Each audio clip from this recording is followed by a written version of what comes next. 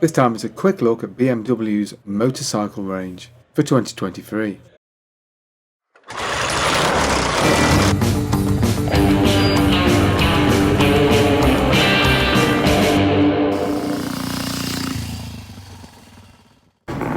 BMW are demonstrating a race-spec version of their F900 parallel twin. This is going to be used in a single-make series of British superbikes next year. But to be honest, for me, BMW is all about the boxers. BMW's R9Ts are effectively a range of bikes based on a 1200cc version of the Boxer engine, which makes about 109 horsepower. I think if you were doing miles on that, you'd be mighty uncomfortable, wouldn't you? I really do like the R9T range. It harks back to the BMWs of my youth in the 70s and 80s. I definitely do find the styling of these bikes very appealing. It's like that better, Tom. Yeah, I got. I have a shot. No, you can't actually.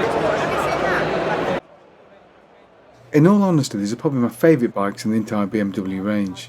The seats are a bit firm, but the ergonomics are good, and the general styling is very good too. Nice, straightforward, basic, ordinary motorcycle. Just what you'd expect from a Boxer twin, really. Well, that's taller than it looks. It's a bit taller than it looks, actually, isn't it? I'm on the balls with it, not on the tiptoes. I can easily ride it. Now, a lot of attention was given over to the R18. This is a massive motorcycle, a very impressive bit of engineering. Its styling harks back to the BMWs of the 1930s. There's an Art Deco feel to it. I suppose the idea of a European-style cruiser kind of harks back to the gutsies of the 1970s, although BMW themselves have had a crack at this market before, without too much success. It's about the only bike that I'm actually flat. Like the American-built cruisers, the seat height is very low.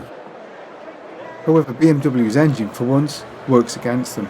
Those big pots mean that you can't have foot-forward controls, so what you've got now is a bike with a low seat, but slightly cramped leg position. The engine is a massive 802cc Boxer twin that actually runs its camshaft above the cylinders, just like they used to on the early models.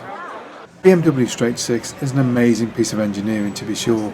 It also has a commendably low seat height, so it's really available to many different riders. The fairing is amazing, the bike has a look all of its own, but for me it's just that bit too opulent, it's all too much.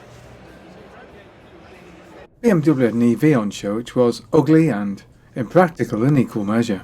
BMW do continue to sell some conventional scooters too. I don't think the lady sitting on it is actually their target market, if I'm honest. In the last few decades, BMW has become synonymous for its range of GS Boxer twin adventure bikes.